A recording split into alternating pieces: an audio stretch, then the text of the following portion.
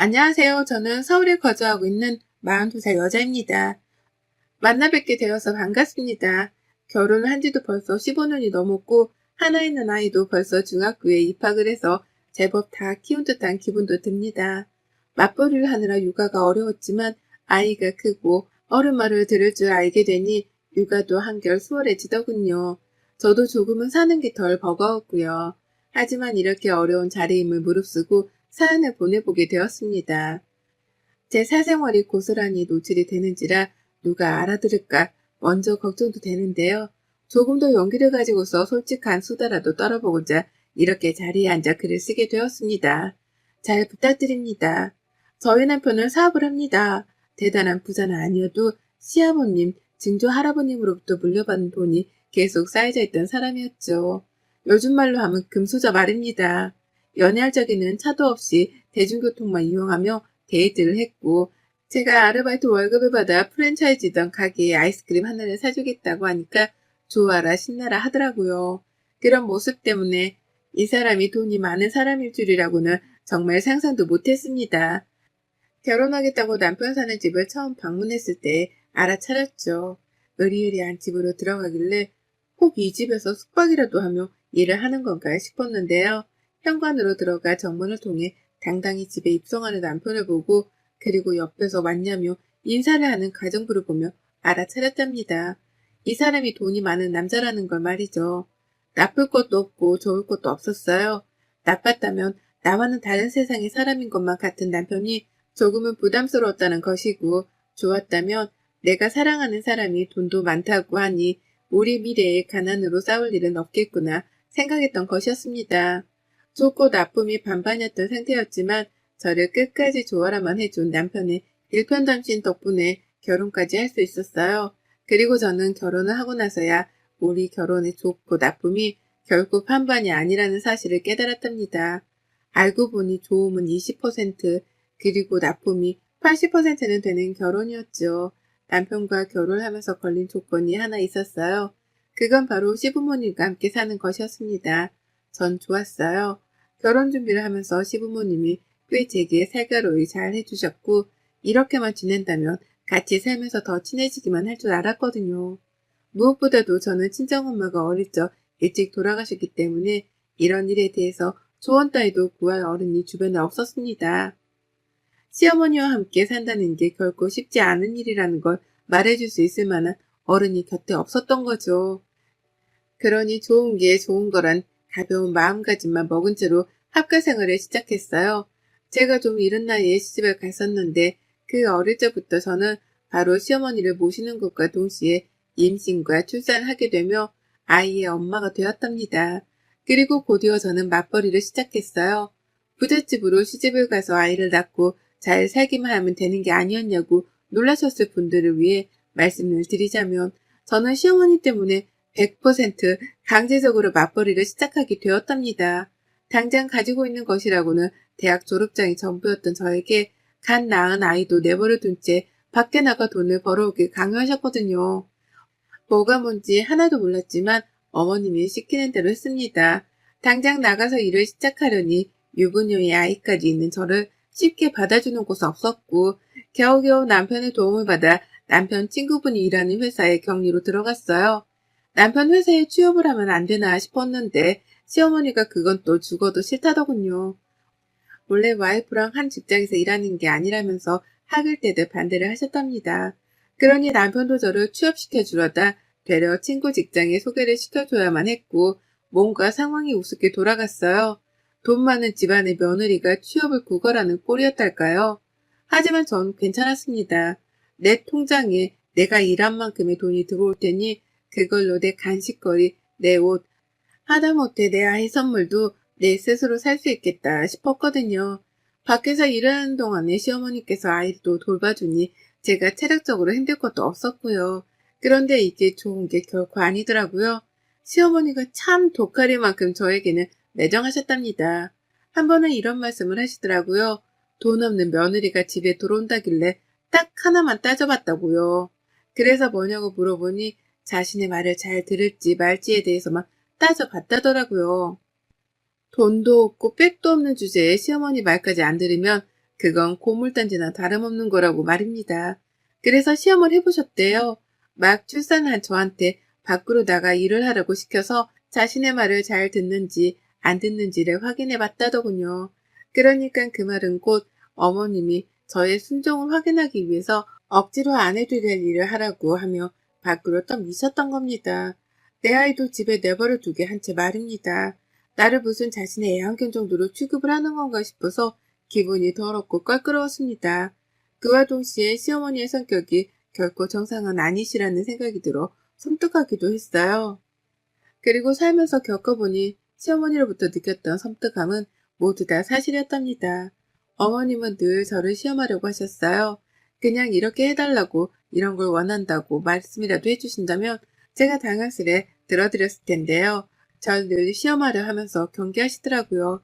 마치 이 집안의 돈을 홀라당 빼먹어 가려는 돈 없는 도둑놈을 보듯이 절 경계하고 감시하고 또 확인하려 하며 지켜보셨답니다. 한밤중에 야식이 너무 고파서 라면 하나를 끓여 먹었더니만 그걸 가지고 일주일이 넘도록 왈가왈부를 하며 잔소리도 하셨죠.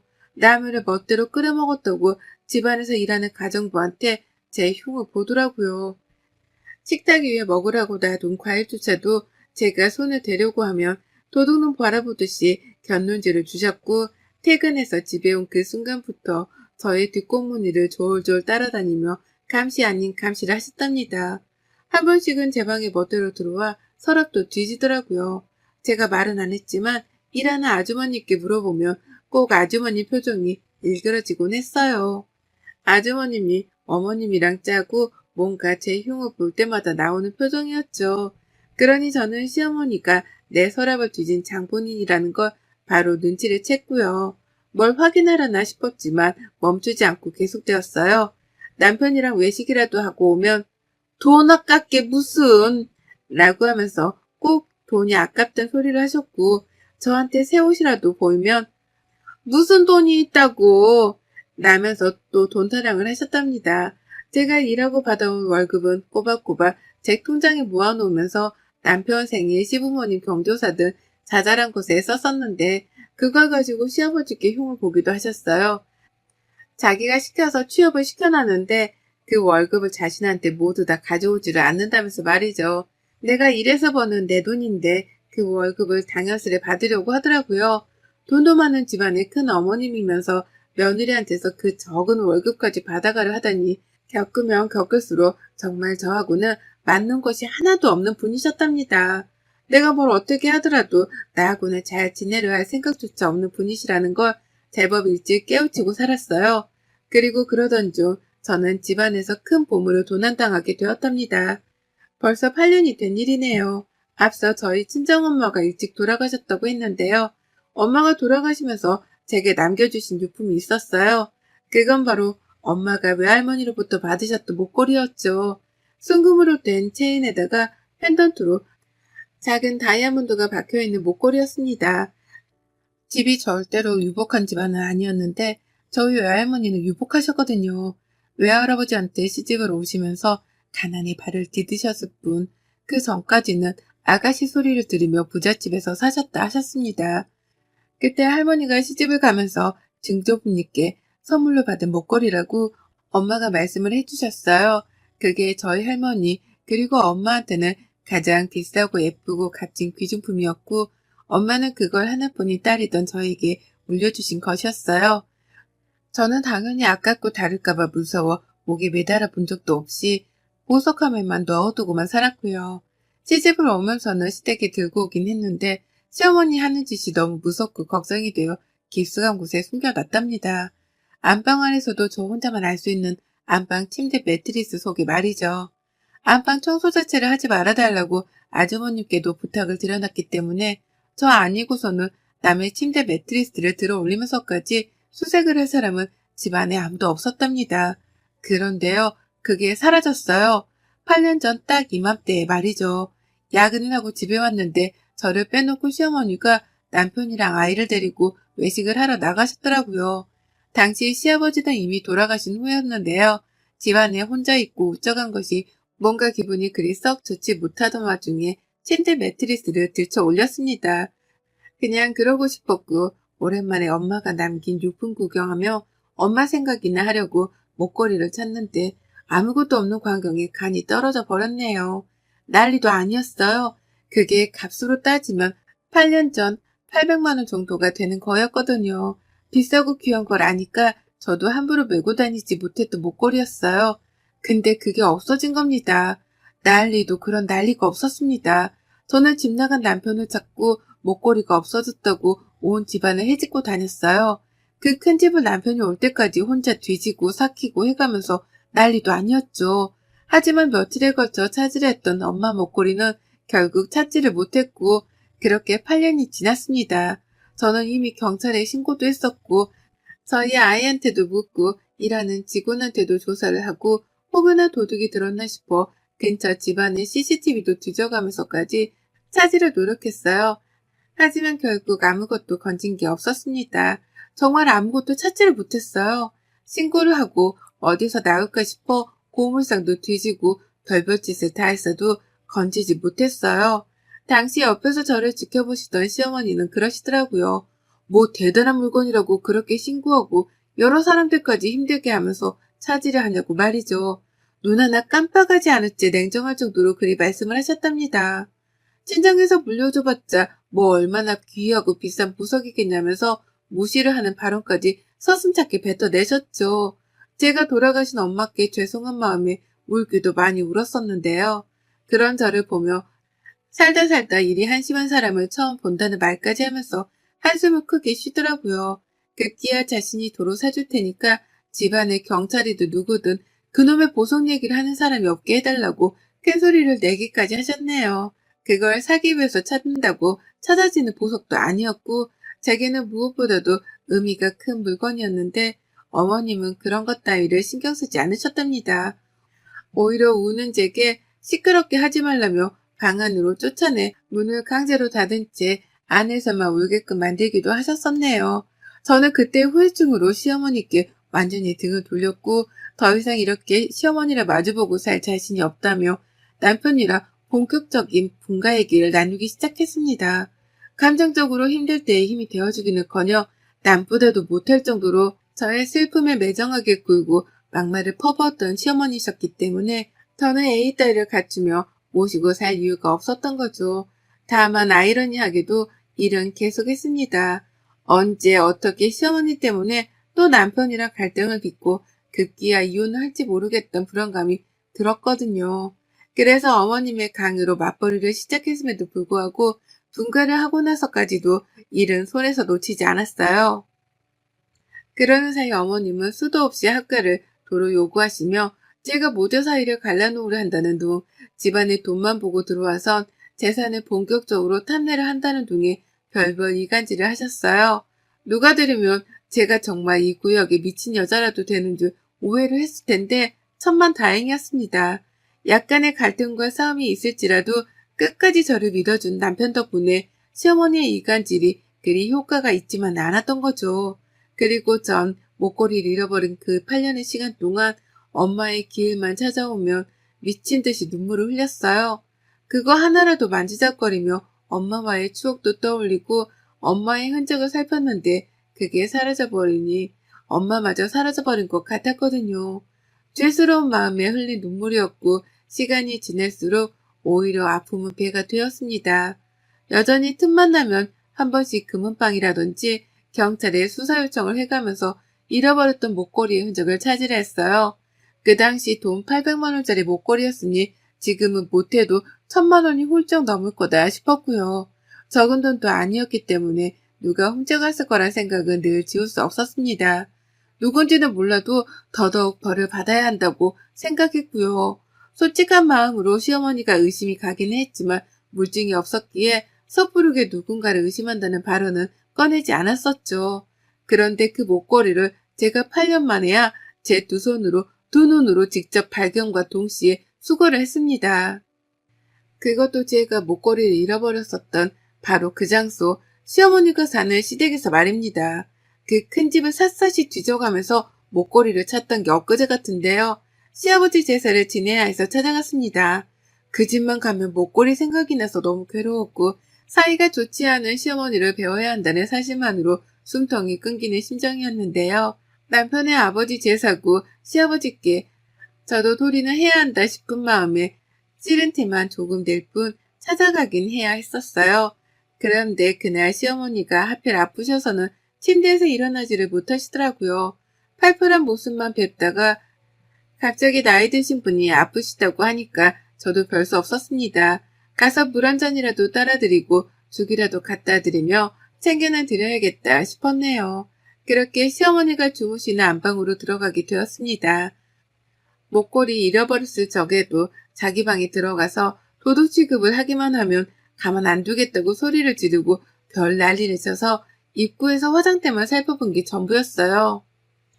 그 후는 제가 시어머니 몰래 방 안에 들어가 살펴보기도 했었는데 그때마다 소득이 없었고요.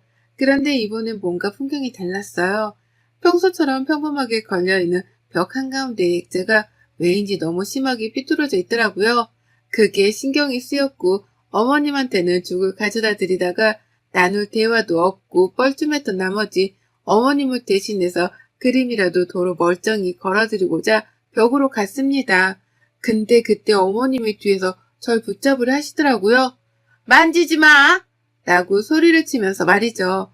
아파서 누워 계신 분 입에서 큼지막한 소리가 튀어나오니 어찌나 놀랬던지 몰라요. 그리고 그 말을 듣자마자 촉이 팍 왔죠. 왜 이 그림을 만지지 말라고 하는지, 이 그림 속에 보물단지라도 숨겨두신 건가 싶어서 그 잠깐 동안 오만 가지의 생각이 들었습니다. 그리고 본능적으로 누워 계신 시어머니를 뒤로 한 채 그림으로 냅다 뛰어가 그 그림을 손으로 들춰냈죠. 그리고 그때 저는 알아차렸어요. 보통 못에 걸려있는 그림이라면 손으로 들쳤을 때에 그림 액자가 들려야 정상인데 이 그림은 들려지지 않는다는 걸 말입니다. 그리고 나서 그림을 똑바로 걸어놓고서는 살며시 왼쪽으로 오른쪽으로 들춰내 보려고 하니 그제서야 그림이 들리더라고요. 네, 그 그림은 벽에 걸려있던 그림이 아니라 마치 책장을 펼쳐내듯이 그림 오른편이 벽과 완전히 고정이 되어 있던 일종의 문이었어요. 쿵쾅거리는 가슴을 뒤로 한 채 주저앉고 문을 열었습니다. 그 안에 누가 봐도 근거로 보이는 철문이 나왔고 저는 남편의 이름을 미친 듯이 불러가면서 문을 따르고만 했어요. 뒤에서 시어머니는 아픈 몸을 이끌고 저를 말리고자 침대에서 일어나기까지 하셨으나 노인네 힘이 저보다 셀 리는 없었습니다. 저는 그림 속 금고 앞에 서서 자리를 지켰고 제 외침에 달려온 남편조차도 금고의 존재를 미처 몰랐었는지 시어머니와 금고를 번갈아 보면서 어쩔 줄 몰라 했어요. 이게 도대체 뭐냐고 어떻게 발견을 한 거냐면서 질문을 막 던져내더니만 결국 시어머니께 직접 비밀번호까지 물어봤죠. 남편도 예상을 했던 겁니다. 금고 속에 내가 도난을 당했었던 그 목걸이가 있을지도 모른다는 예상을 말입니다. 시어머니는 필사적으로 비밀번호를 알려주지 않으려고만 하셨지만 저는 필사적으로 그 문을 열겠다며 급기야 집안에서 망치까지 찾아봐서는 그 문을 두드려댔어요. 정말 공장바닥이 따로 없었습니다. 망치의 벽 망가지는 소리가 너무나 요란스러웠고 시어머니는 이제라도 겁이 나는지 그러지 말라고 벌써부터 옆에서 싹싹 빌더라고요. 보통 같으면 제가 왜 그러냐면서 제 흉만 보셨을 뿐인데 웬일로 저를 타이를 하는 듯 말려가면서 금고를 사수하려 한 겁니다. 하지만 곧 그 금고문을 열렸어요. 어떻게 열었냐고요? 저희 애가 들어와서는 비밀번호를 눌러보라 하더라고요. 그래서 남편이 별 생각 없이 시어머니 생년월일 6자리 수를 눌렀는데 실패를 했고 그 후 바로 자기 생년월일 6자리 수를 눌렀는데 또 실패를 했습니다. 그래서 제가 혹여나 하는 마음에 남편 생일로만 4자릿수를 눌렀는데요. 문이 열리더라고요. 그리고 그 안에는 누가 봐도 내 엄마 목걸이만 들어있던 보석함으로 추정이 되는 시뻘건 벨벳의 보석 상자가 있었답니다. 그걸 동시에 발견한 남편과 저는 누가 먼저라 할 것도 없이 보석함을 끄집어냈고 저는 그 속에 든 우리 엄마 목걸이를 8년 만에 다시 발견해내며 꺼이꺼이 울었어요. 이게 왜 여기 있어? 여기 있었는데 그것도 모르고 사방팔방을 찾아다니며 죄책감이 살았네. 엄마! 라면서 쉬지도 않고 울다가 숨이 넘어가는 줄 알았습니다. 남편은 미안함에 몸둘 바를 몰라하며 시어머니 노려봤고 아파서 누워있다가 저에게 매달리며 금고를 사수하려 한 시어머니는 벌써 도망을 나가고 안 계셨어요. 저는 한참을 더 울고 목걸이를 끌어안다가 남편이랑 시아버지 채에서도 안 지는 채로 집을 나섰고요. 다음날 바로 경찰에 신고를 했습니다. 8년 전 도난 신고를 했던 그 물건을 도로 찾았다고 도둑년을 어떻게 처벌할 수 있냐면서 말이죠. 아쉽게도 절도죄로 시어머니를 처벌시킬 수는 없었습니다. 이게 유효기간이 있는데 8년이면 그 유효기간을 넘겼다더라고요. 내 귀한 물건을 훔친 장본인을 주인이 벌주려 하는데 유효기간이 있다고 하는 사실에 화가 치밀어 올랐어요. 하지만 별 수 없다 싶었고 그럼에도 불구하고 어머님을 벌주겠다 결심했답니다. 그래서 다른 거 필요 없이 경찰분께 저희 시어머니를 경찰서로 불러만 달라 애원했어요. 절도된 목걸이를 찾았는데 서로 나와주셔야겠다는 그 한마디만 말이죠. 제가 꼭 한 번씩 경찰서에 찾아와 그 목걸이의 행방을 묻고 찾고 다녔는지라 이 서안에서는 저를 모르는 사람이 없었습니다. 그래서인지 경찰분도 저를 너무 딱하게 바라봐 주시면서 응해주시더라고요. 그냥 단순히 목걸이를 찾았고 서로 놔달라는 말만 해주신 거죠. 그리고 있는 시어머니께서는 버선발로 서에 뛰어오셨어요. 자신을 잡아가기라도 하는 줄 아시는 건지 돌아오자마자 저 멀리 서 있던 저를 발견하고서는 저한테로 곧장 달려오시더라고요. 합의금으로 주려고 하신 건지 가방 안에는 현금 다발까지 챙겨져 있었고 어머님은 밑도 끝도 없이 그 현금들을 건네시며 애원을 하셨습니다.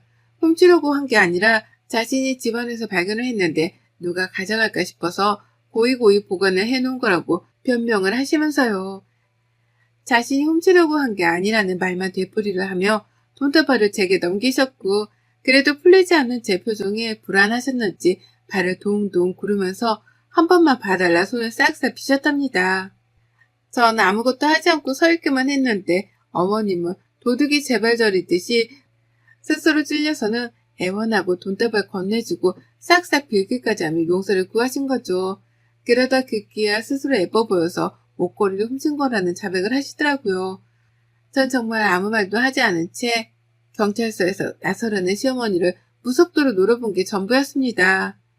근데 어머님은 돈 주고 봐달라 애원하다 자백까지 하시더니만 급기야 스스로 그 귀한 무릎까지 먼저 꿇으셨어요. 이 집에 시집와서 평생을 도둑 취급을 받으며 살았던 저였습니다. 밤에 야식 하나 먹는 걸 가지고도 자기 집안의 음식에 함부로 손을 댄 도둑마냥 취급을 당했던 저였죠. 유일하게 엄마가 남겨주신 귀하고 비싼 유품이었고 그걸 보며 위로를 받고 엄마를 그리워하기도 했습니다. 근데 그걸 시어머니가 매트리스까지 들전에 훔쳐간 걸로도 모자라서는 그 긴 시간 동안 입을 꾹 다물고 계시다니. 이제서야 돈다발을 건네며 싹싹 비시더라고요. 만감이 교차했고 사는 게 뭔가 싶어 혼동스러웠어요. 남편은 같이 죄스럽다며 저를 토닥인 채 고개만을 푹 숙였고 시어머니는 한 번 꿇은 무릎을 다시 펴기 힘드셨는지 그 자리에서 돌처럼 굳어버리셨습니다. 그리고 전 어머님을 무시하기로 했죠. 평생 지금 무릎 꿇은 스스로의 모습을 떠올리며 죄책감에 사실하고 그 사과도 안 받아줬습니다. 그냥 됐다는 말. 어머님 돌아가시면 제사는 안 차려드릴 테니 제사밥 얻어먹을 생각은 안 하시는 게 좋을 거라는 악담만을 남기고 일어서시라는 말도 없이 먼저 자리를 나와버렸답니다. 어차피 법적 조치를 하지 못해 아쉬운 와중이었는데 먼저 돈도 건네주고 무릎도 꿇으시니 더 복수할 필요는 없었던 거죠. 그냥 그 수치심을 그대로 안고 사시길 바라며 용서한단 말 따위도 없이 어머님을 버려두고 경찰서를 빠져나왔네요. 그날 하루 종일 목걸이를 찾았다는 생각에 가슴이 후련스러우면서도 시어머니의 굴욕을 떠올리며 몇 번이고 환호를 질렀던 것 같습니다. 그리 못되게 살더니만 노년에 꼴 좋다면서 말이죠. 그리고 전 다시 목걸이를 잃어버리지 않겠다는 각오로 금고까지 사서는 그 안에 목걸이를 고이고이 간직하기 시작했답니다. 이제 다시는 어머님께 보일 일도 뺏길 일도 없는 이 목걸이를 죽을 때까지 간직한 채로 살 거예요. 두고두고 떠올려보며 시어머니가 제 앞에서 무릎을 꿇은 그 굴욕도 되새길 거고요. 긴 시간 걸쳐서야 제게 다시 돌아온 이 목걸이를 다시는 도둑질 당하지 않을 겁니다. 여러분의 생각은 댓글로 남겨주세요. 오늘도 시청해주셔서 정말 감사합니다.